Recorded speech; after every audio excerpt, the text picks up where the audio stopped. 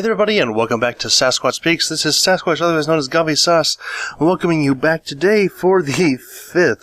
Is this the 5th, or is this only the 4th? I think this is the 4th. The 4th Sasquatch Speaks in a row.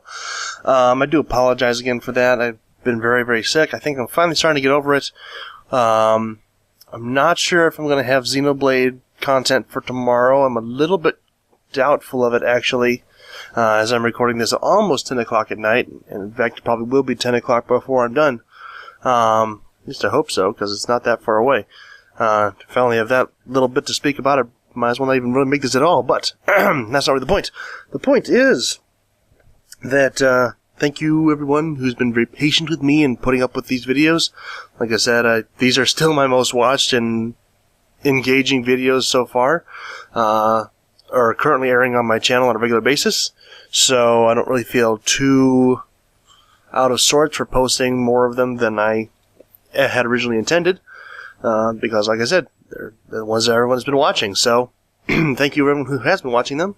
And without any further ado, I will get into today's topic. And today's topic, I'm going to start off, I think it was it Friday?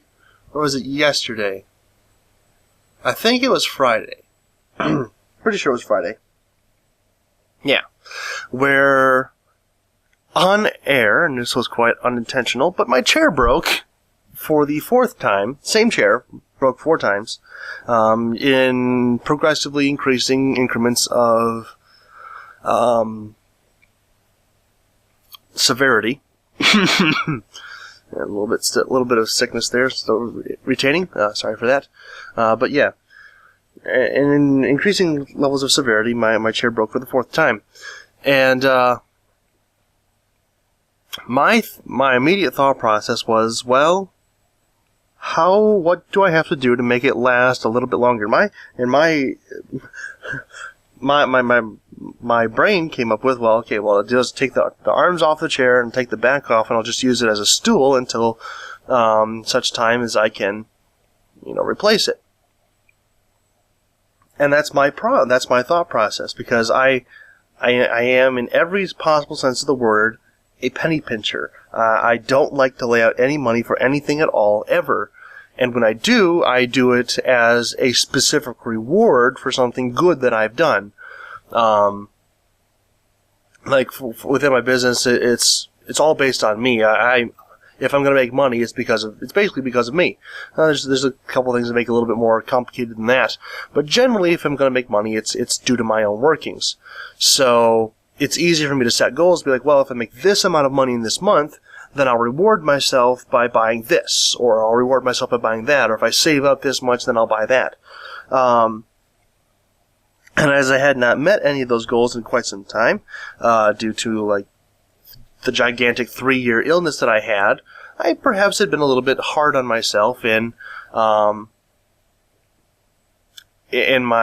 processing of, well, maybe I need to work just a little bit harder to make sure that I get what I need to be doing here. And I was kind of slapped in the face by this. The very next day after that happened, it was, like I said, it was just yesterday, Saturday. Because my chair broke on Friday, and I'm like, okay, well, my chair broke, and I'm explaining this to my mother. I still live in my parents' house right now. I'm explaining this to my mother. It's like, okay, well, my chair broke, so here's what I'm going to do. Tomorrow I'm going to go, and I'm going to basically take it the rest of the way apart, and I'm just going to have a stool until such time as I feel I have earned the right to have a better chair. And what do I wake up to on Saturday? But, well, not wake up to, but, I was trying to record some video, and things weren't working out, and she had been out shopping somewhere, and she came back home, and she says, hey, could you come out here for a second? And I'm like, okay.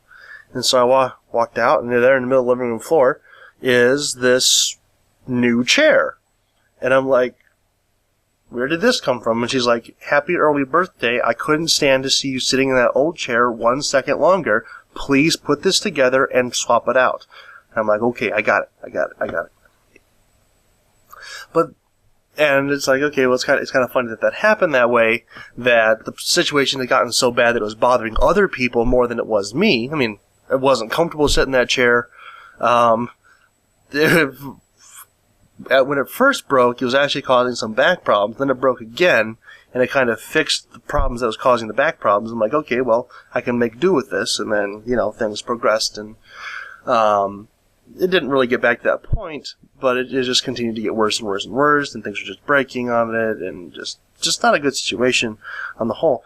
But I find it interesting that it was bothering other people really more than it was me. And they weren't even sitting in it. They were like afraid to even get near it because it was probably going to fall apart. But that really is an indicative portion of my thought process and my personality. You see, I don't ever ask for anything. Ever. This is a little bit different when I was a kid. Because they'd be like, okay, well, what do you want for your birthday? What do you want for Christmas? And I'm like, oh boy, here we go again. And my family is a very giving family. They love to trade presents back and forth, and I have inherited a bit of that. I like to give presents, don't necessarily so much like to receive presents or things that I don't feel I've earned. So when people come up and they say, well, here, let me just give you something, I will turn them down and turn them down and turn them down and turn them down and turn them down and turn them down until they've put it in my hands and are walking away, and they're like, we're not taking it back, it's yours, keep it. I'm like, okay, fine, got it. I'll take it. Okay, thank you. And then I'll give them this long thank you letter or whatever to try and make up for it somehow, because I don't like to be given things like that. I like to feel as if I've earned it, or as if I've done something that would merit that sort of response. There's a very big overarching thing which made me very uncomfortable at the time, which I've gotten used to because I appreciate it, but I'm not going to get into that right now. You know who you are, who caused me all this great turmoil and anguish. Curse you and thank you. Moving on. Actually, he probably didn't even watch this video. Never mind. But it's always been my personality. It's always been how I view things. I don't ever ask for anything, and I think a big part of that has always been that I've been able to observe my sister and how people react to her. Now, I say that in a fairly derogatory sense. I'll be very upfront about that, because what happens is she is not at all like me. She is kind of like me. She doesn't ever ask for anything, but she does demand things all the time. I demand this be done. Now, doesn't necessarily demand, but she says, not even expressing personal desire, she says, you do this, you carry this, you pick up this, and just issues orders all the time. And as a result, a lot of people don't really like her. A lot of people. Myself included. I'll admit, I don't really like my sister. Well, biblically, there's a verse in the Bible that says a brother is born for adversity, and I tend to take that very literally and cause as much adversity for her as I possibly can. That is probably a gross misunderstanding or misappropriation of how that verse was meant to be made, but I'm sticking to it. But viewing her and having been able to observe her over the last almost 24 years that I've been around, I decided that was not something that I wanted to do for myself. That was not a position that I wanted to put myself in, for people to not like me because of how demanding I was. And I probably took that too far. Again, I'm a very biblically based person. There's another verse in there that says, "You have not because you ask not." And there are some things that I would very much like to have, which I do not have, because rather than stand up for myself, I would much rather be unobtrusive and not impose my will or try and cajole or what's the word I'm looking for here, or distort other people's views or use people to my advantage. Or even just, make entreaties to other people like, hey, I'm not doing as well here as I probably ought to be, or as I have the potential to. So rather than make that, I just kind of like, okay, well, I'm just going to stay back here, and I will work my way out of this. And I do understand that's probably not the best way for me to handle things. Like I said, there are things that I am actively missing out on because I haven't put forth the time and effort or energy to even say, hey, you know, this is a thing that I might like to have. Would anyone just give it to me, or does anyone have an old one that they'd like to pass on to me or something like that? And I won't say that it has negatively affected my life, but it has kind of put me into a unique position just within the last few weeks where there are some certain things which would do me great benefit to have. I had a car before I got sick. During the course of my illness, it was used by another person who did not take care of it at all, and as a result, they blew out the engine. And as it was a 20-some-odd-year-old car, there was no point in really repairing it or laying out the extreme expense of trying to replace the engine and all sorts of stuff like that. So it's just like, okay, well, we'll get rid of it. But now as I'm over the large illness, I still have a little touch of the small one, which I've been dealing with for the last few days. But now that I'm over the large illness, I find myself crippled, really, by having a lack of transportation. There are a lot of things that I could do in my business that would be just in my business, not even counting my personal life, because there are things in my personal life I could very much use a car for. But just business-wise, and I focus on that because, like I said, all of the things that I get for myself are based around, you know, rewarding myself for having done something else that is good. Or something else that I absolutely imperatively need. There are some things I would very much like to have, which I probably will put off even further because I don't actually need them. I just want them. And it's probably a little bit masochistic in some strange way, but I don't really care because it's just who I am. But like I said, getting a car right now would be great. And there was a friend of mine who had a car that he was trying to sell, and it was pretty cheap, but it was a little bit outside of what I was readily willing to pay.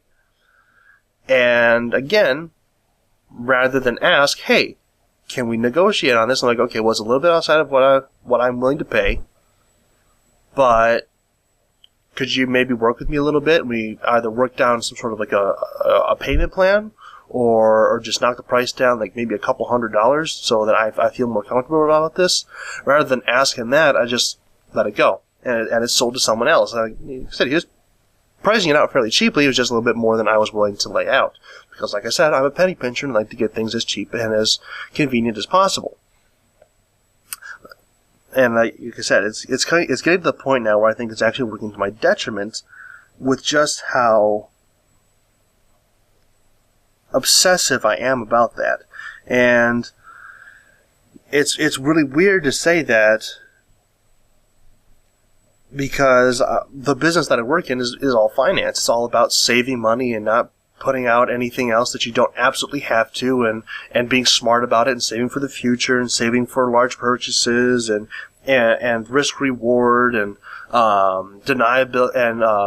denying impulses and going and planning things out rather than just going, well, I'm here in the middle of the store and I see this thing and it looks great, so I'm going to buy it. Excellent example would actually be yesterday's video.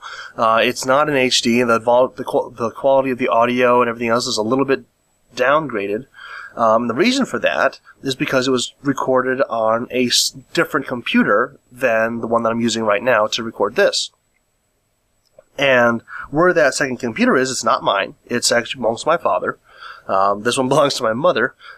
Again, computers are one of those things I count as want, not need. So I don't have my own. I did have my own, but it, again, got old and became unusable. Long stories are long stories, and we'll not get into those. But like I said, I have access to these when I need them, so I don't consider getting another one for myself an absolute imperative. But I was borrowing his to see if it would work out, because he just bought it about 2 weeks ago. And he bought it as almost, or he intentionally bought it for my mother to replace the one that I'm actually recording on right now. but he didn't really consider it because he was there on, and like my sister, he tends to be a little bit impulsive. Or actually, my sister being like him, he bought it very impulsively. And it's like a 2005 or something netbook, which runs XP, which is no longer being updated. And all these other things, which on the surface are like really bad. It's just, and this is about my hyper rationalism coming into play here, where it's like, I understand that there might be a use for it, and yesterday was kind of an interesting experiment, but that is money that's probably better spent on something else. Or just money that would have been better put away to actually get something which would have improved upon what is actually here. Because this one's from like 2006, runs Vista, which is not great, but at least it's still getting updates and service from Windows.